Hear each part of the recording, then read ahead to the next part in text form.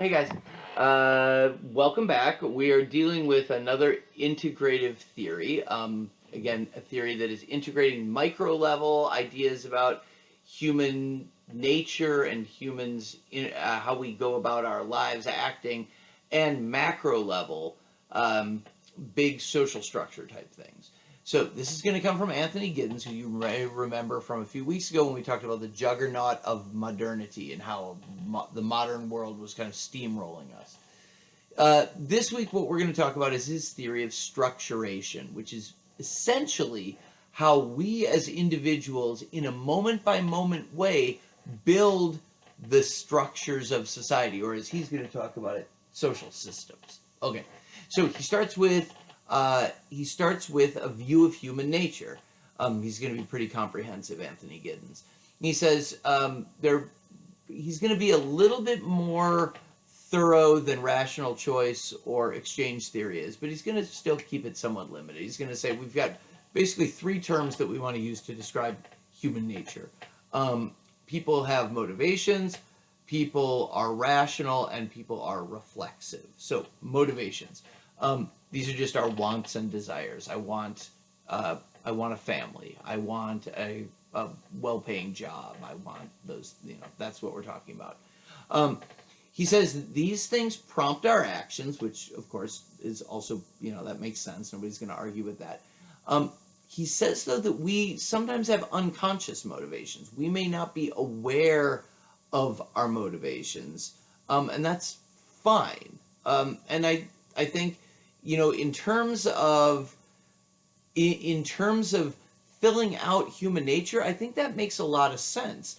And I don't think it's going to affect our ability to create a theory of society based on it, because we will treat unconscious motivations exactly as we will treat conscious motivations. But it also feels a little bit more real and thorough than what we had in rational choice or exchange theory. And he says these motivations give our actions direction. So I wake up in the morning, I have motivations that are going on, and they lead me to pursue a path through my day.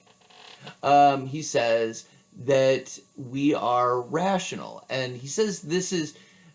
I don't know that he would say that we are purely and solely rational, but he says, look, people want security, and in order to create security, they kind of act to make things efficient and predictable and calculable. Those Weberian terms that were associated with rationalization. So that's his idea, is that what we are going to do is try to make things kind of patterned because it's safer and more secure that way. Which, if we think about where we're going long term in terms of social systems, those are like kind of recurring patterns of either relationships or of behaviors. So he's onto something by thinking, well, let's lodge rationality in people's heads. Third is that we are reflexive. And what that means is that we are thinking about ourselves. Am I on the right path? We're thinking about other people and changing our evaluation of them as we go. We're thinking about the physical world around us. So this idea of reflexivity means that it's adding a degree of reality to the thoroughness of our understanding of human nature. But it also means that things are going to be, though we are trying to be rational, there's going to be a degree of unpredictability, right? We're reevaluating things. Personally, I like this. I guess you guys can tell I've liked exchange theory, at least to a degree, and I certainly like James Coleman's rational reconstruction of society. But this feels more satisfying, this view of human nature. Okay, so you got a bunch of humans that wake up at 6 in the morning, and they're motivated, they're rational, they're reflexive. What do? Well, they go out into the world and they try to pursue their goals. Giddens' term for this is to act with agency. Agency is our ability to do whatever we want. So at this stage, he's not big on the idea that we are being socially influenced and controlled in any particular way. He says we wake up and this is what we do. You wake up and what you're aware of is you're trying to get a college degree, and so you're going to do things to make that happen. That seems like a good description. But, and this is something that you will probably see in your life as well, you don't just get to go out and freely and in whatever way you want pursue your goals with your agency. There are acceptable ways and unacceptable ways. And so he says we use our agency within social structure. Again, this is pretty persuasive so far. He says that social structure constrains us, it limits us. You can't, plagiarize or cheat on tests. There are limits to what you can do, but it also enables our actions. So you want to be a doctor, you don't have to just guess about how do I become a doctor. You know that there is a social structure that exists through which you proceed in order to become a doctor. You go to college, then you go to medical school. So Giddens is, again, I'm digging this because, yes, we're constrained, but we're also enabled by social structure. It is not just a coercive element in our lives. All right, so that's what you're doing. You're using your agency within social structure. But he says sometimes our actions are going to have unintended consequences. So he's going to separate our actions, what we're trying to do via agency, with the consequences of it. Now, he's laid the foundation for this, right? Because he said, well, we've got motivations that we're not necessarily conscious of. So if, as we are creating, as we are acting and creating patterns, because remember, we're rational people, rational in the sense of rationalization, we also are going to, at times, possibly be creating rationalized patterns that have unintended elements to them. Because of that unintentional, because of those unconscious motivations that create unintended consequences. All right, yeah, so we have our unintended consequences there. And he says that in using our agency within social structures, we create social systems.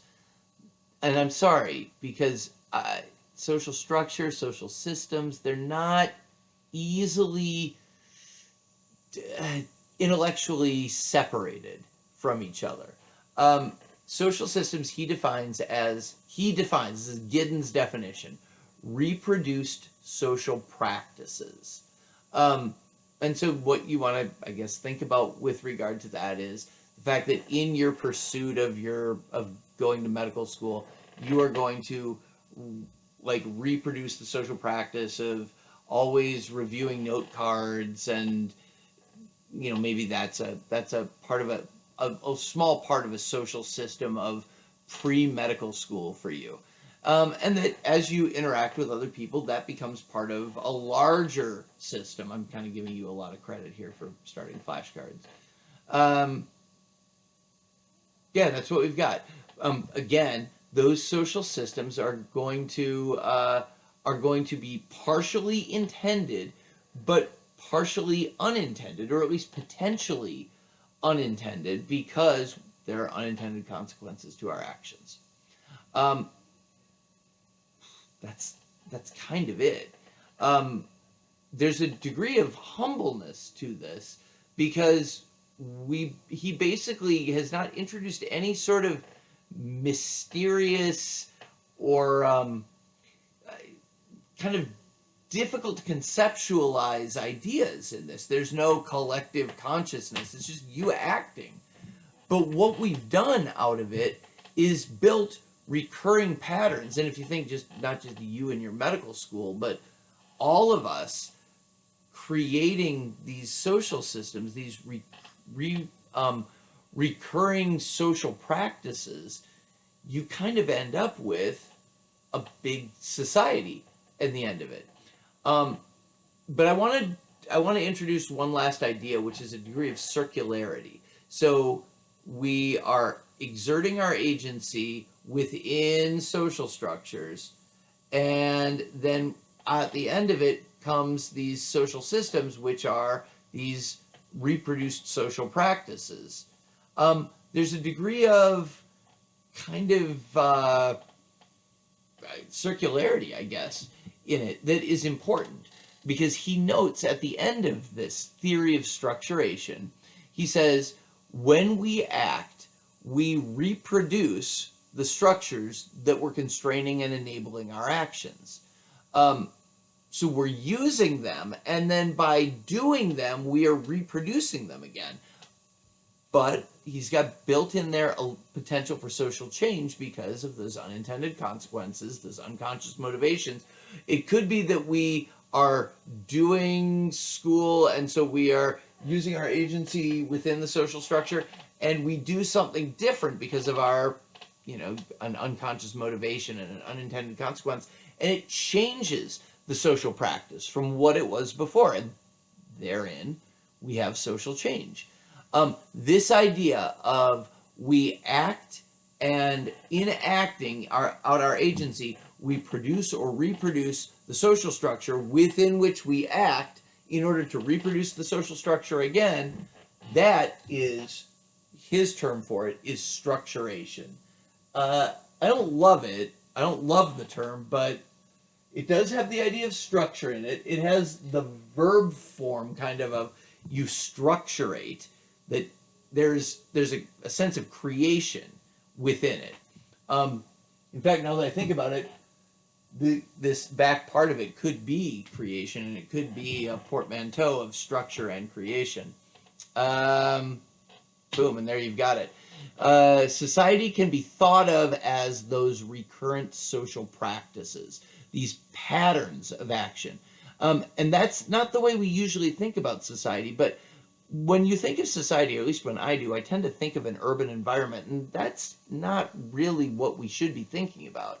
What we should be thinking about is the things that people are doing and what is happening if you were to kind of make all buildings just pure glass or even invisible, and you just see the people. What you see are patterns of action, recurring social practices over and over and over. That's society. Walking across campus, there's a structure to that, right? You do it kind of the same way, where you look at a person, make eye contact, drop your eyes, look back up, nod at them, and then keep walking. That's a recurrent social practice. It happens daily. We also have weekly ones. You buy groceries in pretty much the same way each week. We also have annual, or even once every couple of years, where you go and vote. But again, it's all patterned. We can think of those recurring social patterns as the society. But remember, those recurring social practices are happening because of this. You're walking out there and you are trying to, as efficiently as possible, reach your goals. And within the social structure, the most efficient way of meeting it is to kind of follow along and then reproduce that same thing over and over. Last idea for Giddens. He says structure and agency are a duality. And by duality, he means they are a thing, just two sides of the same coin. Neither one can exist without the other. Structure is produced by agency. Any particular day, we could change the world by just acting differently. There doesn't have to be the world that we have. We just don't do it. Structure is produced by agency, and then agency, because we're going to wake up tomorrow, depends on structure to give it form. So you will wake up tomorrow and you will do school the same way you did it today. It doesn't have to be that way, but it's easier to use your agency within a structure that kind of enables it. But in following it, you're reproducing it all over again. I kind of like it. I don't love it for some reason, but I kind of like it. All right. It is a pretty coherent model of how we go from micro level, in this case it's not interactions exactly, it's action, and end up creating the society that you and I are going to step into tomorrow. So good for you, Giddens. The one thing he doesn't talk about is culture, and there was a theorist that we're going to meet next time who thought there's a major problem if you're not going to include culture. Culture is really important as well. We'll talk about her and her theory next time.